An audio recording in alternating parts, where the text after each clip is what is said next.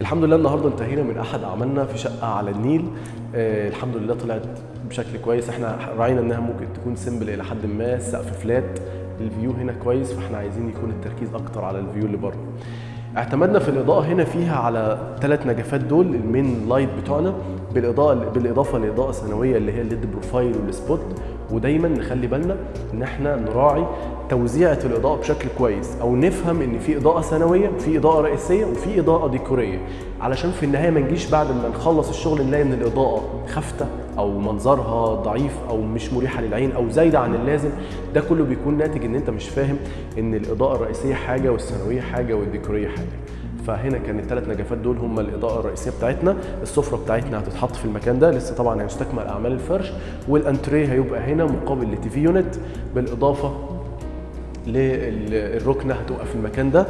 فصلنا ما بين الركنه والباب بالبارتيشن الستانلس ده، واتكلمت قبل كده ان البارتيشنز دي دورها انها بتدي ايحاء بالفصل المعماري ما بين مكان ومكان، فانا عايز دخلة البيت نحس انها مفصوله عن المكان ده كله، فكان البارتيشن ده الغرض منه.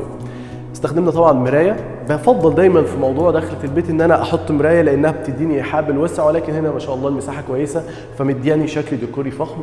بالاضافه اذا كان في كونسول او اي جزامه هتبقى هنا تقدر تخلي المكان ده شكله احسن، لان انا حابب ان منظر دخلة البيت يكون افضل مكان. الجبس زي ما قلت فلات، عملنا فيه بس الهيدن لايت، طبعا ما بننساش تاسيس اي كشافات طوارئ.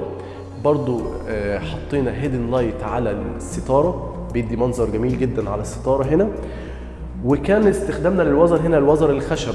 الوزر الخشب حلو جدا، الاستمراريه اللي بتحصل فيه دي يعني رائعه، بس خلينا نقول برضو عيوبه ان هو ما بيستحملش الميه، او الى حد ما عايز التعامل معاه بالميه بحذر. فهو شيك ولكن نعرف عيوبه عشان نقدر نتفاداها ونتفادى المشاكل اللي ممكن تحصل فيه. نخش بعد كده على المطبخ.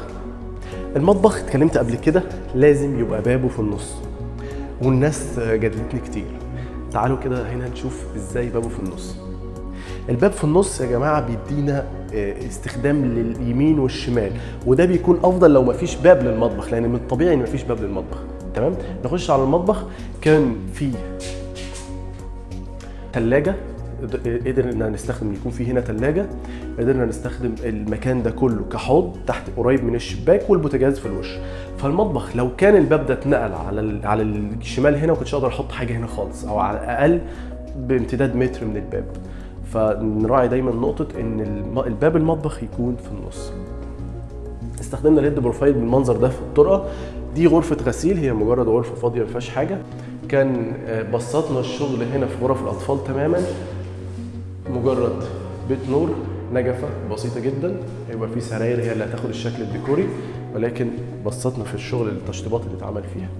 غرفه النوم برضو هنا كانت سيمبل الى حد ما، اعتمدنا فيها بس على ليد بروفايل، وعملنا استربات الخشب دي، وبصراحه شكلها كويس جدا. هتبقى ورا السرير اعتمادا على التصميم اللي بتنفذ اللي هو الخاص بالشقه دي. برضو نفس الحكايه، الاضاءه بتاعتنا اعتمدنا على اضاءه ديكوريه واضاءه رئيسيه واضاءه ثانويه اللي هي الليد والسبوت. في النهايه تحس ان الاوضه مريحه، لو انت جواها تحس ان انت عارف تستخدم الاضاءه بشكل كويس، فيها توزيع مظبوطه بشكل كويس. حمام الاوضه دي هنا لو جينا بصينا كده هنلاقي ان احنا عملنا اليونت دي رخام، وعملنا دي عموله خشب، ويفضل ان هو يبقى من اخشاب طبيعيه، واتكلمت في النقطه دي قبل كده، وخدناه من نفس روح اللون اللي هتستخدمنا فيها البلاط اللي ورا دي.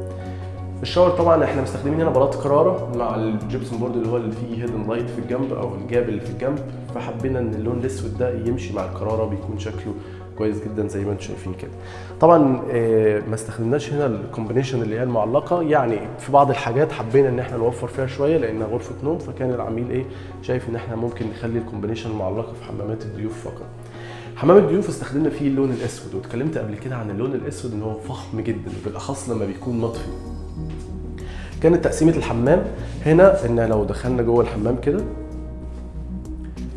هنلاقي ان هنا باب الحمام في النص، كان الكومبينيشن هنا، جينا برضو على المكان اللي فوق وتاسس له كهرباء بحيث يطلع بالمنظر اللي احنا شايفينه ده. برضو اسسنا عملنا الحوض نفسه من الرخام.